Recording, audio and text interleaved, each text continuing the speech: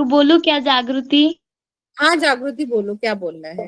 Teacher, कल की class में ना आपकी आवाज बहुत ब्रेक हो रही थी और बारी बारी में तो आपकी आवाज ही नहीं आ रही थी, इसलिए कल क्या हुआ हमें ना कुछ मतलब ज्यादा नहीं समझ आया है। तो प्लीज क्या आप दोबारा से हमें पढ़ाएंगे, क्योंकि आपकी बिल्कुल भी हमें आवाज समझ में ही नहीं आई थी। ओके, वेरी गुड जागृति, वेरी गुड। क्योंकि कल नेटवर्क, थोड़ी आवाज आएगी, थोड़ी बंद हो जाएगी, ऐसे आवाज आ रही था। हाँ, कोई बात मैम नहीं, लेकिन समझ आपने आ गया है समझने की मैम को। कोशिश अब की कोई थी। और बच्चा वही बात रिपीट नहीं करेगा, अब हो देखो गया है। मैंने अब ना मैम आगे जागृति की आवाज बात समझ ली है, क्योंकि कल नेटवर्क का इशू था, स्क्रीन तक शेयर नहीं हो पा रहा था, इसीलिए आवाज नहीं आ रही थी। आज मैं दोबारा से वही पाठ कंटिन्यू कर रही हूँ, आप लोगों से बाद में पढ़वाऊंगी, पहले मैं समझाती हूँ, ठीक है? तो चलिए अभी मैं स्क्रीन शेयर करती हूँ, आप सब लोग पढ़ने के लिए तैयार रहिए जो पाठ कल पढ़ा था, ठीक है? यस।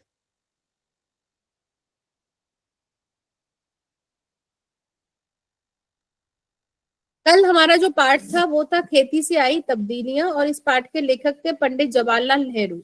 पंडित जवाहरलाल नेहरू हमारे देश के प्रथम प्रधानमंत्री थे। जब हमारा देश आजाद हुआ, स्वतंत्र हो गया, तो सबसे पहले उन्हें प्रधानमंत्री बनाया गया। प्रधानमंत्री बनने से पहले, देश के आजाद होने से पहले, हमारे देश में बहुत सारे स्वतंत्रता संग्राम हुए, स्वतंत्रता के लिए आंदोलन किए गए।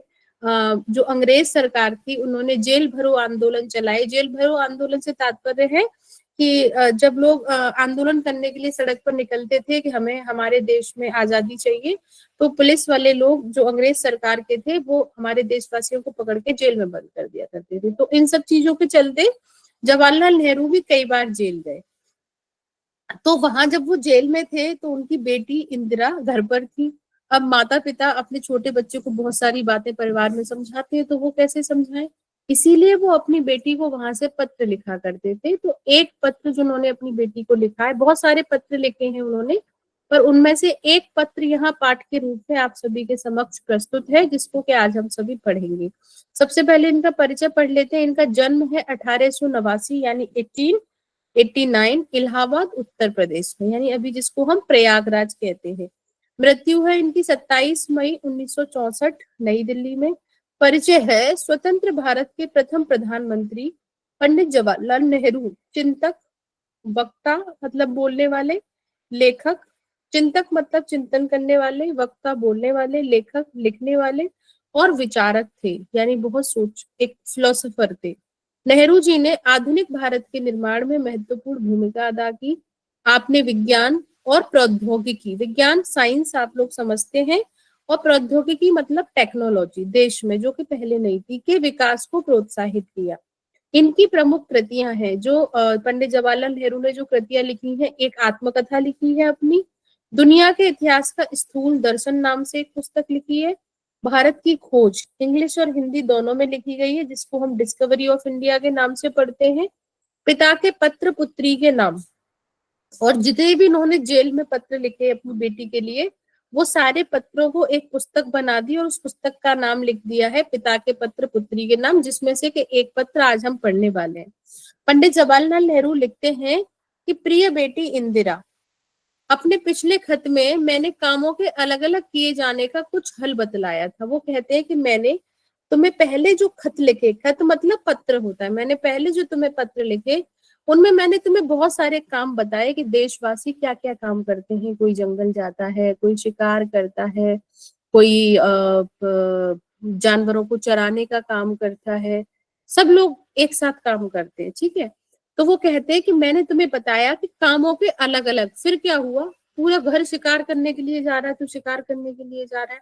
अब क्या हुआ, घर में जितने सदस्य थे सबने अपने काम को अलग अलग बांट लिया, तो उन्होंने ये बताया है। तो अलग अलग किए जाने के कुछ हल बतलाया था। तो हल मतलब कि कामों को अलग अलग किया क्यों गया, उसका सॉल्यूशन क्या था, ये बताया था। वो कहते हैं बिल्कुल शुरू में, यानी जब मानव सभ्यता शुरू हुई, तब आदमी सिर्फ शिकार पर गुजर बसर करता था। वो अपनी बेटी को समझा रहे कि जब हमारे यहाँ, हमारा जो देश है, हमारा जो मनुष्य, जो जिसको समाज कहते हैं, जब मनुष्य कुछ नहीं जानता था, जिसको आदि मानव भी कहते हैं, ठीक है, तो वो सिर्फ शिकार करके गुजर बसर करता। जंगल जंगल था चारों तरफ, जंगल में मनुष्य रहता था, जानवरों को मारता था, कच्चा मांस खाता था। काम बटे हुए न थे, कोई काम ही नहीं था। सिर्फ क्या काम था, आपको उठना है, शिकार के लिए जाना है, जानवरों को मारना है और भून कर खाना है। हर एक आदमी शिकार करता था और मुश्किल से खाने भर को पाता था। अब ऐसा तो है नहीं कि जंगल में बहुत सारे जानवर है, सब जानवरों को ही मार के खाते हैं, तो जाहिर सी बात है कि जानवर भी बहुत ज्यादा नहीं होंगे कि आराम से मिल जाए आपको शिकार। तो मुश्किल से खाने भर के लिए इंसान अपने शिकार कर पाता था। सबसे पहले मर्दों और औरतों के बीच में काम बांटना शुरू हुआ होगा। वो कहते हैं मर्द शिकार करता होगा, यानी फिर जो डिवाइडेशन हुआ काम का, जो बंटवारा हुआ काम का, वो ये हुआ कि जो मर्द है, जो मनुष्य है, वो शिकार करने जाएगा और औरत घर में रहकर बच्चों और पालतू जानवरों की निगरानी करेगी। उनके पास पालतू जानवर भी होते थे, जैसे गाय और भैंस जो दूध देती है, तो महिलाएं घर में रहेंगी और उनकी निगरानी करेंगी, मतलब देखभाल करेंगी। निगरानी मतलब होता है देखभाल। जब आदमियों ने खेती करना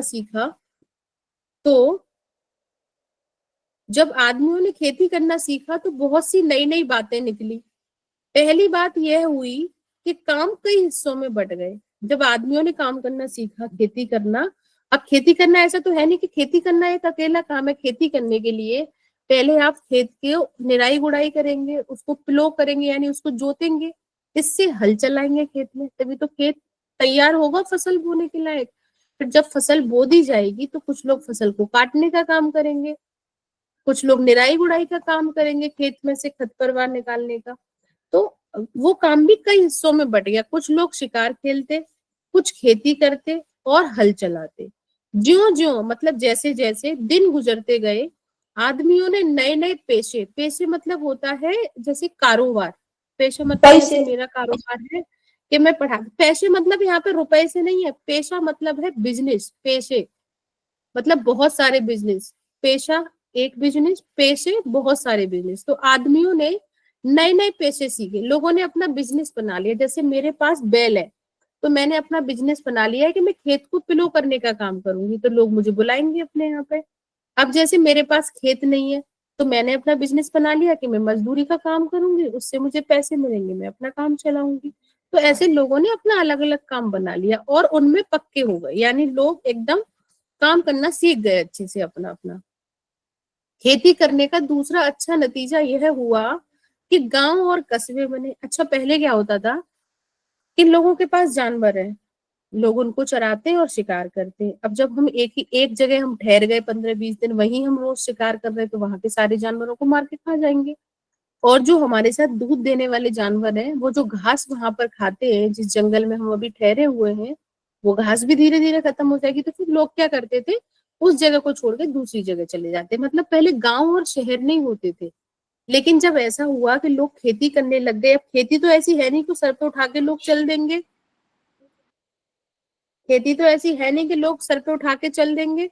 तो क्या हुआ कि लोग एक ही जगह रहने लग गए। अब जहाँ पे 10 लोग रहने लग गए वो गांव बन गया, धीरे धीरे प्रगति होने लग गई, वो कस्बा बन गया, और उससे भी ज्यादा लोग रहने लग गए, वो शहर बन गया। कस्बा क्या होता है, गांव जहाँ पर कोई सुविधा नहीं होती, खेती है, खाने के लिए अन्न है, पीने के लिए पानी, जो पहले गांव होते थे। आज के गांव की नहीं बात हो रही है। कस्बा, कस्बा मतलब ये कि वहां पे थोड़ा सा छोटी मोटी दुकानें हैं, कोई एक बस आती है कहीं दूर शहर से, तो उसको कस्बा बोलते हैं। ठीक है, गांव और कस्बे बने, लोग इनमें आबाद होने लगे। आबाद मतलब जो लोगों का जीवन अच्छे से चलने लगा, है ना।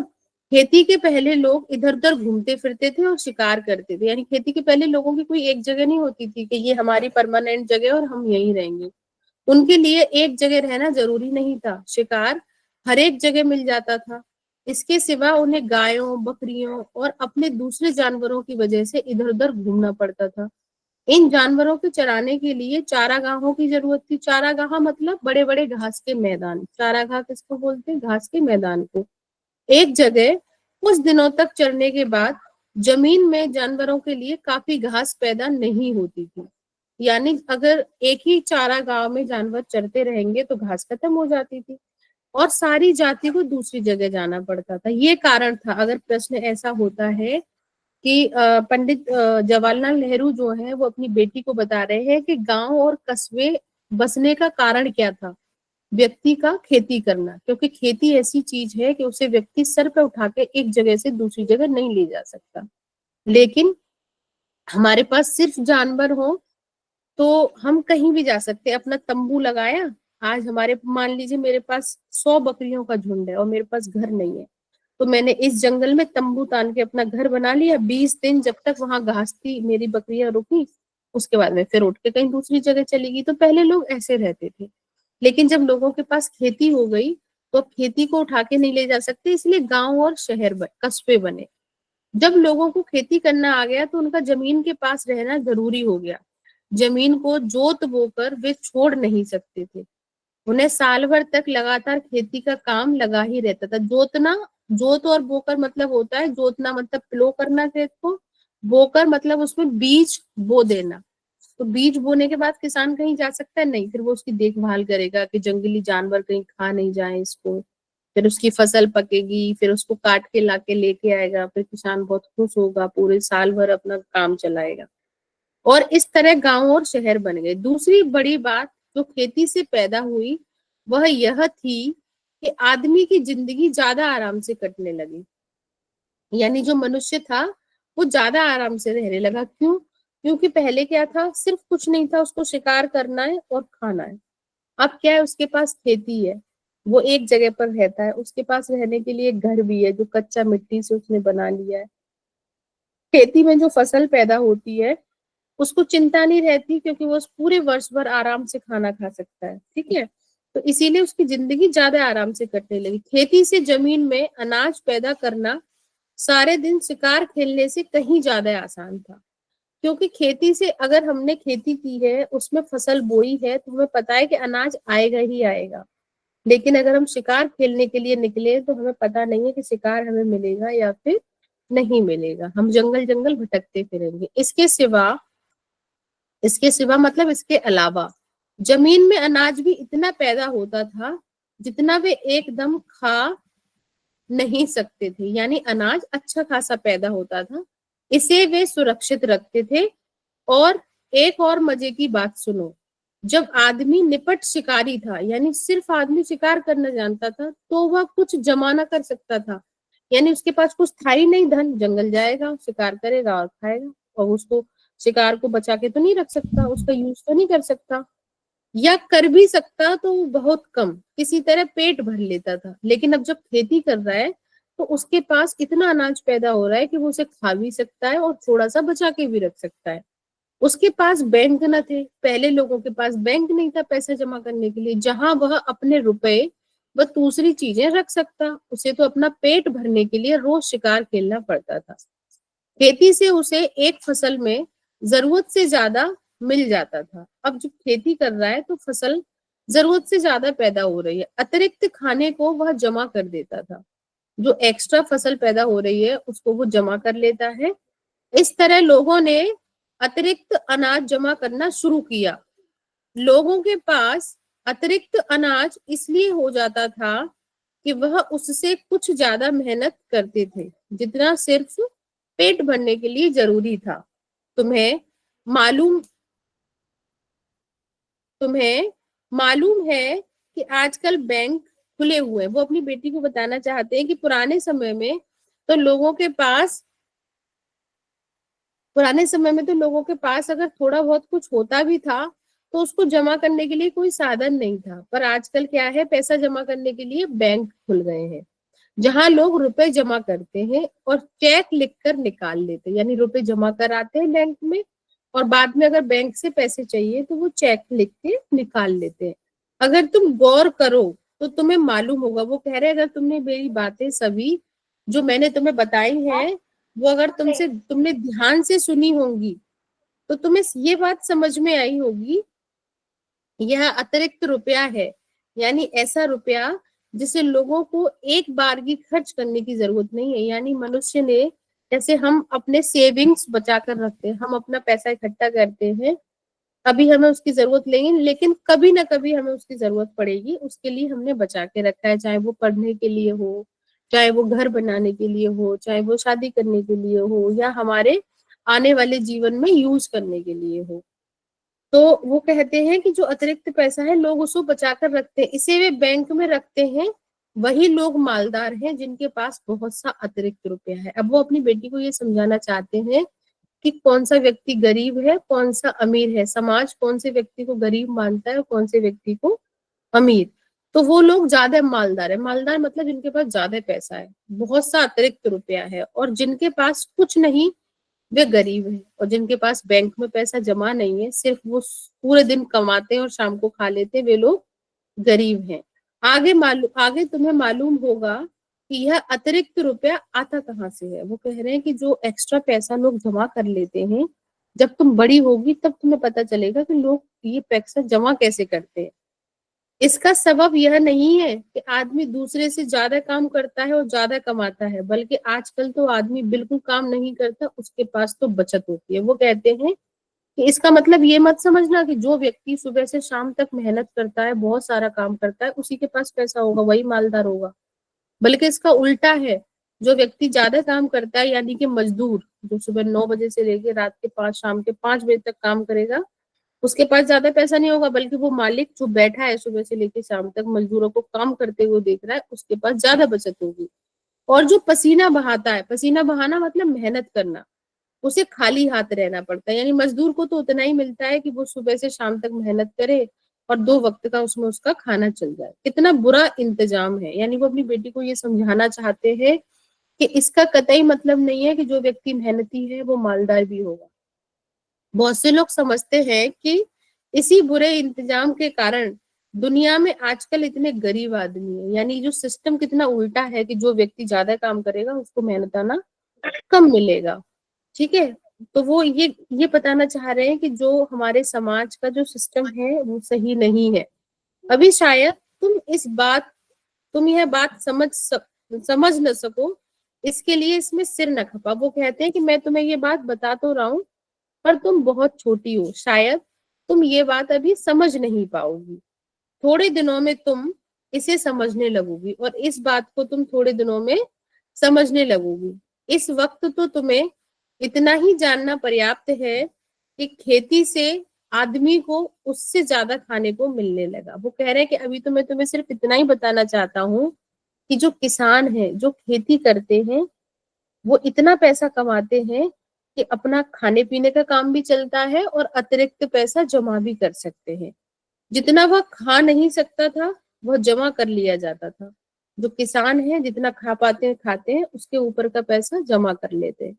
उस जमाने में न रुपए थे न बैंक। वो लेकर कह रहे एक ऐसा जमाना भी था कि जब लोगों के पास बैंक नहीं थी, हम अंदाजा नहीं लगा सकते थे कि किसके पास पैसा है और किसके पास पैसा नहीं है। लेकिन एक चीज थी जिससे हम अंदाजा लगा सकते थे। जिनके पास बहुत सी गाय, यानी जिनके पास जानवरों की संख्या ज्यादा हो, ज्यादा गाय हो, ज्यादा भेड़े हो, ऊंट या अनाज ज्यादा होता था, वे ही अमीर कहलाते थे। अब वो कह रहे हैं कि बहुत जो पुराना जमाना था जब बैंक नहीं थी, उस समय वे लोग अमीर कहलाते थे जिनके पास के अधिक पैसा नहीं होता था। ठीक है, वो लिखते हैं तुम्हारा पिता जवाहरलाल नेहरू। अब मैं जिसका नाम लूंगी वही बच्चा मुझसे बोलेगा। सोनाली, ये बताओ कि क्लास में मेरी आवाज आ रही थी पूरे टाइम? सोनाली, सिर्फ आपको बताना है, मैंने सोनाली से पूछा है। यस मैम, मेरी आवाज? यस मैम, आवाज आ रही थी आपकी। अच्छा, वेरी गुड। नेहा बाग के नाम से एक बच्ची जुड़ी। बेटा बताओ, उस पाठ सभी को समझ में आया? हाँ ma'am. Yes teacher. Yes ma'am. Yes ma'am. Okay, yes ma'am. आ गया। हाँ मैम, समझ आया। यस मैम, आ गया। तो ठीक है, तो अब मैं बोलूंगी। एक बच्चा मेरे साथ जुड़ा है साईनाथ के नाम से, है ना? साईनाथ, आप अनम्यूट कर लीजिए और जो पाठ का पहला वाला पैराग्राफ है आप उसको रीडिंग करिए। मैम उसने कल पढ़ा था।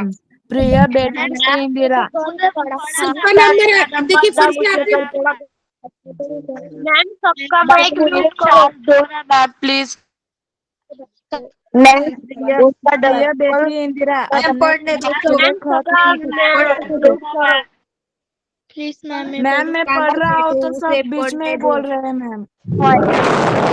अब जो बोल रहे हैं शांत साईनाथ तुम पढ़ो। साईनाथ स्टार्ट करो। प्रिय बेटी इंदिरा, अपने पिछले खत में मैंने कामों के अलग अलग किए जाने का कुछ हल बतलाया था। बिल्कुल शुरू में जब आदमी सिर्फ शिकार पर गुजर बसर करता था, काम बांटे न हुए थे।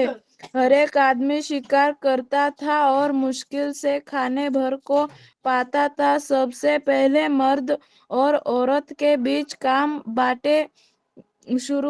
बांटना शुरू हुआ होगा। मर्द शिकार करता होगा और औरत घर में रहकर बच्चों और पालतू जानवरों की निगरानी करती होगी। सही, स्टॉप। अब आपको नहीं पढ़ना है आगे। रितिका के नाम से एक बच्ची हमारे साथ जुड़ी है, रितिका पाटिल। अभी आपको पढ़ना है। सबको नंबर आएगा अगर मैम प्लीज। सबको बेटा, मैं सबको शांत बैठो नहीं तो मैडम हमें म्यूट कर देगी।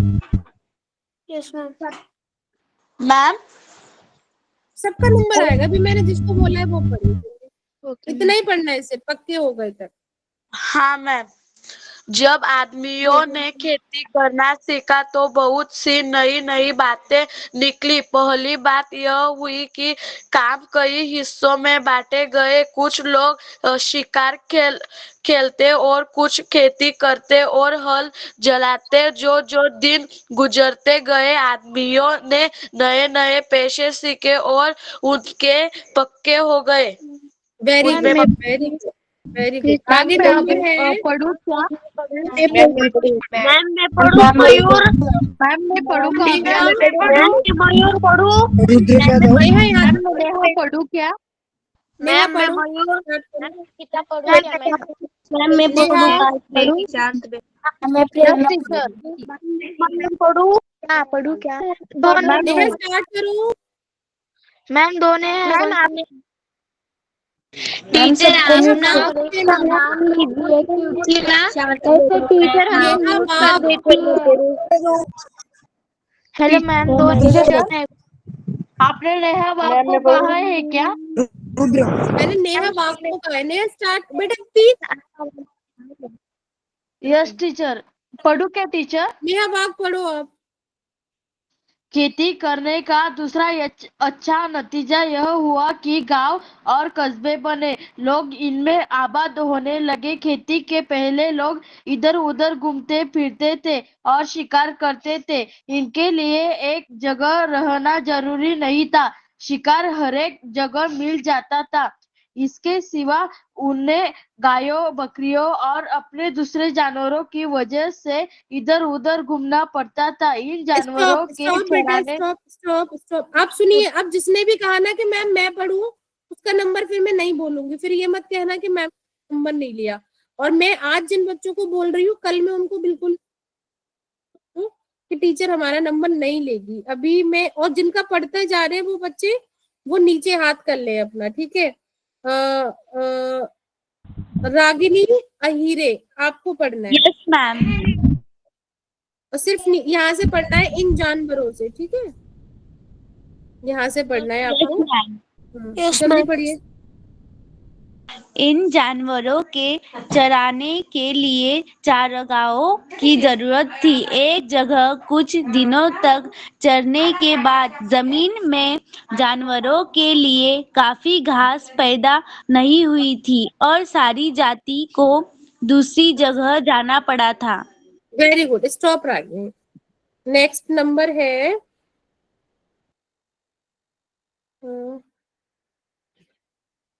तेजस।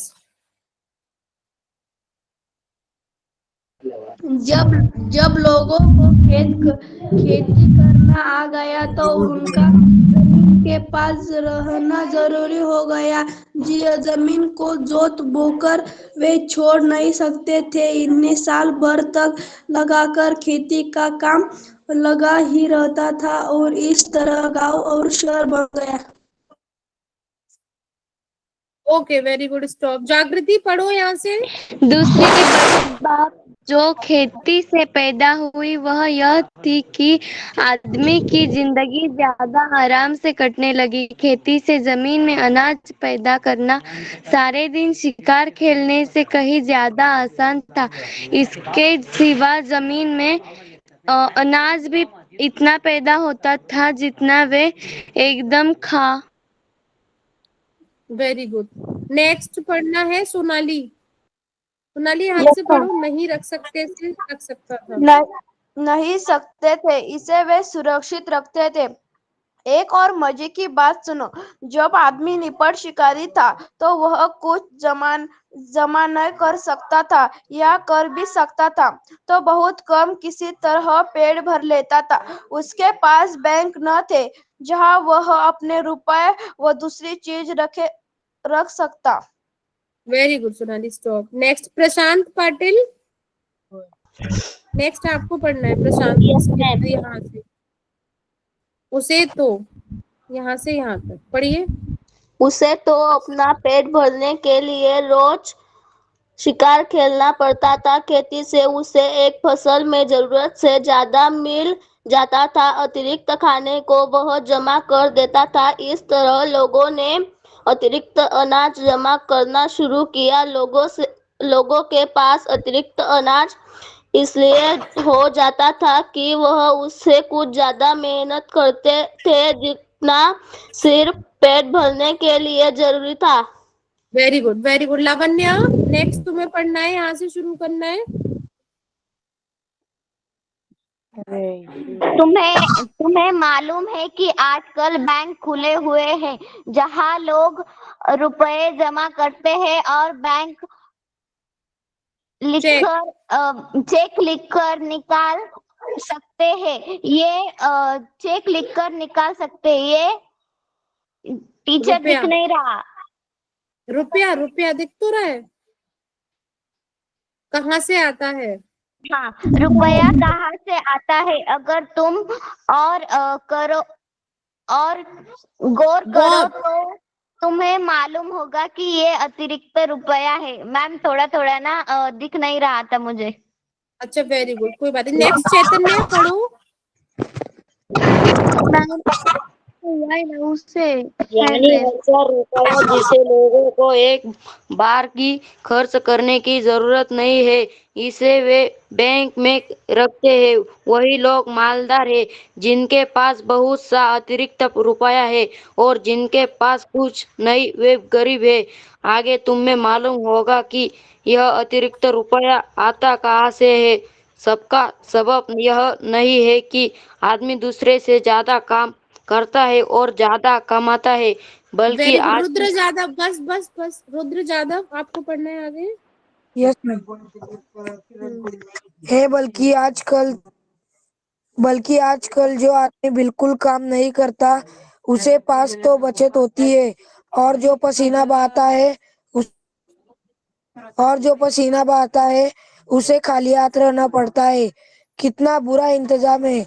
बहुत से लोग समझते हैं कि इसी बुरे इंतजाम के कारण दुनिया में आजकल इतने गरीब आदमी हैं। अभी शायद तुम यह बात समझ न सको, इसलिए तुम इसमें सर न खपाओ। थोड़े दिन में तुम इसे समझने लगोगी। Very good. नेक्स्ट नंबर है, जिन्होंने पढ़ लिया है वो नीचे करने। रुद्र, जागृति, चैतन्य, सोनाली, आप लोग अपना हाथ नीचे करो। आप लोग पढ़ चुके हो। मैम मैं पढ़ूं? मुझे बाकी बच्चे दिखाई रहे। मैं पढ़ूं बोला तो मैं पढ़वाऊंगी नहीं। मैं सबसे पढ़वा रही हूँ, आपको पता है। Okay ma'am. नेक्स्ट है नाम, जिनसे नहीं पढ़वाऊंगी उनसे क्वेश्चन पूछूंगी। गणेश, आपको पढ़ना है नेक्स्ट। Yes ma'am.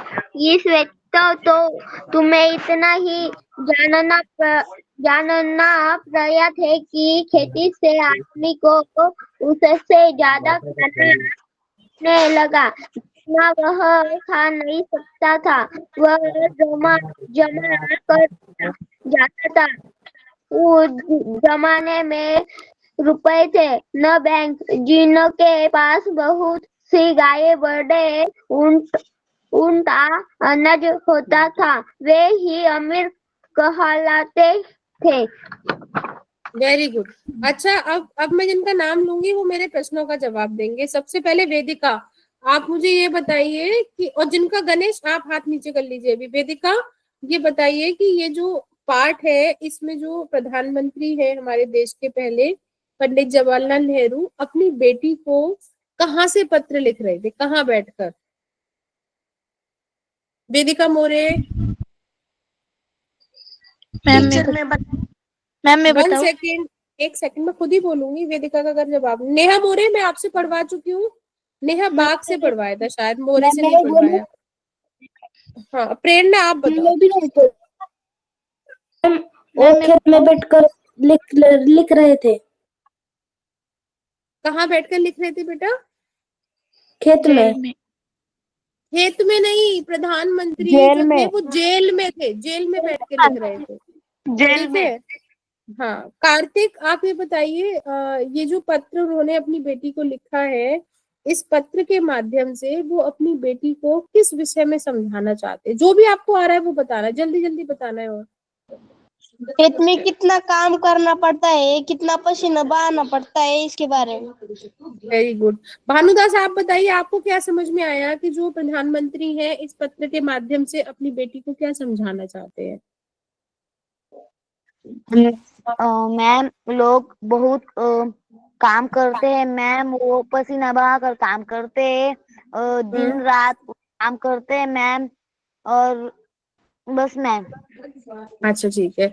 अदिति मुझे ये बताइए कि इस पाठ के माध्यम से उन्होंने अपनी बेटी को ये बताया है, जिन बच्चों ने नहीं बता पाए थे वो ध्यान से सुन लीजिए। अपनी बेटी को ये बताया है कि जो व्यक्ति है वो अतिरिक्त रुपया कैसे जमा कर पाता है, और इस समाज में जो हमारा देश है, ये जो समाज है, जो मनुष्य है, इसमें मालदार कौन होता है और कौन व्यक्ति मालदार नहीं होता।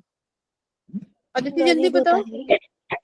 टीचर प्रधानमंत्री जी ने हमको इस मतलब कि इस खत से उनके बेटी को ये बताया है कि आजकल मतलब कि उस हमारे जमाने में जिसके पास गाय है, ऊंट है, और सबसे महत्वपूर्ण बात जिसके पास खेती से जो अनाज पैदा होता है, वो जिसके पास है वो इस दुनिया में सबसे ज्यादा अमीर है। और जिसके पास ये सब नहीं है, भले उसके पास पैसा हो लेकिन उसके पास अनाज नहीं है, खेती और गाय भेड़े या ऊंट है, उनके पास जब ये नहीं होगा तो वो गरीब है। और उन्होंने इस खत से अपने बेटी को ये समझाने का प्रयास किया है कि मतलब कि जब आदि मानव से भी बाद में हमको मतलब कि जब खेती का खोज नहीं हुई थी, तो तब मानव जो है वो पूर्ण शिकार पे अवलंबित था। अच्छा ठीक है, very good very good very good Aditi, बस हो गया।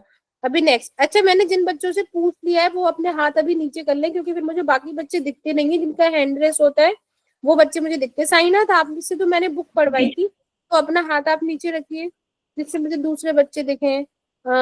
अनुष्का। Yes teacher. हाँ मुझे ये बताइए, जो पाठ है इसमें उन्होंने अपनी बेटी से ये कहा है कि तुम जब बड़ी हो जाओगी तो इस बात को समझोगी कि कौन सा व्यक्ति मालदार है और कौन सा व्यक्ति मालदार नहीं है। और ऐसा उन्होंने क्यों कहा है कि जो व्यक्ति ज्यादा पसीना बहाता है, ज्यादा मेहनत करता है, वो मालदार नहीं होता है अधिकतर। और टीचर क्वेश्चन फिर से रिपीट करो।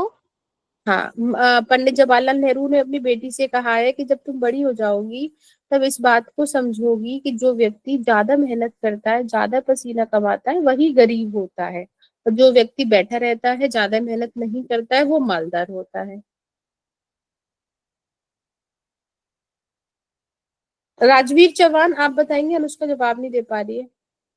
टीचर वो अतिरिक्त पैसा लेता है। हाँ अतिरिक्त पैसा तो लेता है, पर वो उन्होंने ये कहा है कि जिसके पास अतिरिक्त पैसा होता है, यानी ज्यादा पैसा होता है, जरूरी नहीं है कि वो व्यक्ति ज्यादा मेहनत करता हो, क्योंकि ज्यादातर जो व्यक्ति ज्यादा मेहनत नहीं करता है उसी के पास ज्यादा पैसा होता है। ऐसा क्यों? टीचर में हाँ वेदिका बताओ। मैं बताऊँ क्या प्लीज मुझे। मैम लावण्य आप जिसके पढ़ पास चुके हो, ज्यादा अभी आपका बैल नंबर होते नहीं हैं है। वो वेदिका बताओ।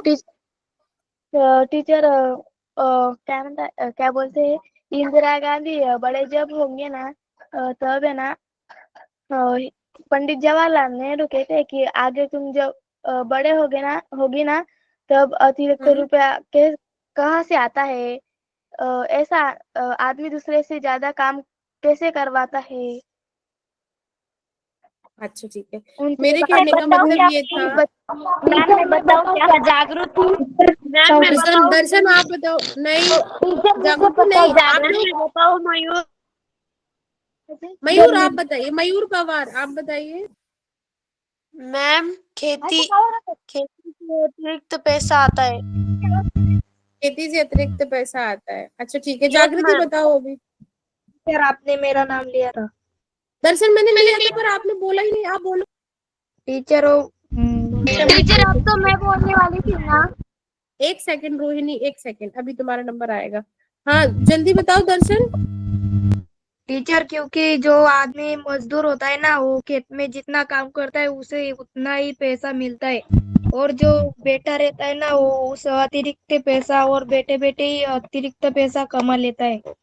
वेरी गुड वेरी गुड, मैं यही समझाना चाहती थी कि जो व्यक्ति मजदूर, वो उनके पिताजी ने अपनी बेटी को ये समझाया है कि ये समाज का ताना बाना ऐसा है कि जो ज्यादा मेहनत करता है वो गरीब होता है, और जो कम मेहनत करता है वो मालदार होता है। यानी मालिक जो बैठा रहता है, अतिरिक्त काम कराता है, उसके पास ज्यादा पैसा होता है, और जो मजदूरी करके बहुत कठिन परिश्रम करके थोड़ा सा पैसा कमाता है, अपने पेट भरने के लायक उसके पास पैसा नहीं होता है। अच्छा ठीक है आज। हाँ टीचर मुझे एक डाउट था। हाँ डाउट था, अतिरिक्त पूछिए। मतलब अतिरिक्त मतलब एक्स्ट्रा, एक्स्ट्रा, ज्यादा। एक्स्ट्रा ज्यादा। टीचर हेलो टीचर हाँ टीचर हमारी आज हिंदी की पेपर थी तो उसमें मुझे हमारे पेपर में यह क्वेश्चन आया था कि काम का विभाजन किन दोनों में होता है। तो मैंने आंसर लिखा था कि मर्द और औरत में काम का विभाजन होता है। तो टीचर यह आंसर सही था क्या? इसी पाठ के आधार पर आया था। यस टीचर इसी पाठ के आधार पर आया था कि खेती से आई तब्दीलियां, इस पाठ का ही था वो क्वेश्चन। हाँ खेती से आई तब्दीली का, तो उत्तर इसका यही होगा कि काम का विभाजन घर के पुरुष और महिलाओं के बीच में हुआ। पुरुष का काम निश्चित हुआ कि वो शिकार करने जाएंगे और खेती करेंगे, और महिलाएं घर में जानवरों और बच्चों को देखेंगी। यस टीचर मैंने यही आंसर लिखा था कि मर्द और औरत। हाँ हाँ ठीक है ठीक है। मैंने भी यही लिखा था। ओके चलिए मैंने यही लिखा था। चलिए अब आपकी ये वाली क्लास ओवर हो रही है, थोड़ी देर में 5 minute. Okay ma'am, good night. Bye ma'am. चलिए bye bye, good night, good night, bye ma'am. Thank you. Bye ma'am. Bye, good thank night. You teacher, bye. Good night ma'am, bye. Lab चले।